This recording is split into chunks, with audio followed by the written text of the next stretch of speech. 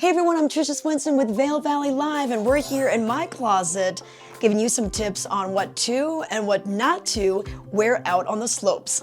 Let's start with the basics, base layers.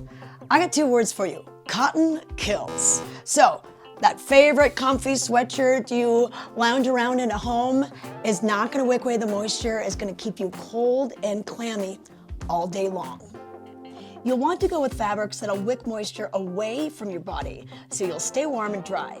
Try brands like Smartwool, Icebreaker, Helly Hansen, Crimson Clover. Look for something that is antimicrobial too, which means that it takes care of the smell, which also translates into happier noses around you and less time doing laundry. Now that we're in the base layers, next up is your insulating layer. And this will depend on just how warm it is gonna be that day. You might want a fleece like this one from Spider with a quarter neck zip. You may want a sweater from Smartwool, or you may want a fun little decorative piece like this one from Crimson Clover with the little gal on here. Whatever you choose, think about what you're gonna be doing that day. If you're gonna be just cruising, layer up. If you're doing moguls or skiing really hard, riding really hard, shed a layer. Up next, outer layers, and this is your ski or snowboard jacket, the pants to go with it, and it really depends on what the weather's gonna be like that day. On a warmer day, I will probably go with more of a shell. A soft shell will be perfect, like this one from Dynafit, or if it's a little bit cooler, I like insulated pants like this one and a down jacket, and this is from Skea.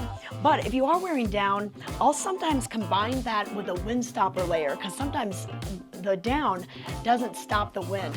So this is a good one from Mountain Hardwear with windstopper on it, and probably anything from Gore is gonna work too. But we cannot forget about the most important part. This is your feet.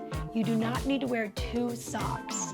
Just one pair of thin socks is what works best. There are lots of great brands out there these days, like Smartwool, Fit, Darn Tough, Wigwam, that are thin and made out of moisture wicking fabric and are antimicrobial. So once again, you won't stink. Gloves or mittens? It's really just personal preference. But whatever you do, I would invest in a good pair of gloves that maybe have some Gore-Tex in them, because you don't realize how much your hands sweat, and that perspiration needs to work its way out of the glove or the mitten. And Gore-Tex does a great job of keeping the elements, maybe the snow, the rain, out while letting your perspiration escape. And if your hands get really cold, maybe just get a pair of these. These are hand warmers that'll fit in your gloves and mittens. And if you really suffer from cold hands, invest in some heated gloves. Want to stay warm on the really cold days? Here's what you need. A balaclava, not baklava. That's the layered pastry dessert from the Ottoman Empire. You're gonna want this. This is part neck gaiter, part hat, and it's thin enough that it fits below the helmet. Now, if you've got your hat that's chunky threads, it's got a palm on it, all that kind of stuff, your helmet is not gonna fit properly. So you wanna make sure that you wear something thin underneath the helmet. And speaking of helmets, this is not a graduation cap, so it doesn't fit back here. You want it to fit right above the eyebrows, and then cinch it up, make sure you're strapped in and ready to go.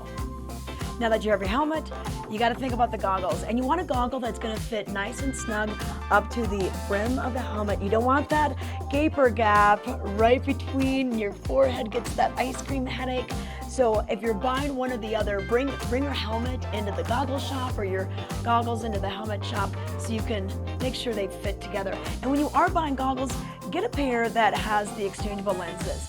This comes with a dark lens for the sunny days and a light lens for the cloudy days. Really easy to exchange that on the fly. And finally, pack a hat in the backpack or your pocket, because we all know you're gonna get helmet hair. So try this one, cute one with a nice palm from Ski Girl. Are you ready? I'm ready. Let's go.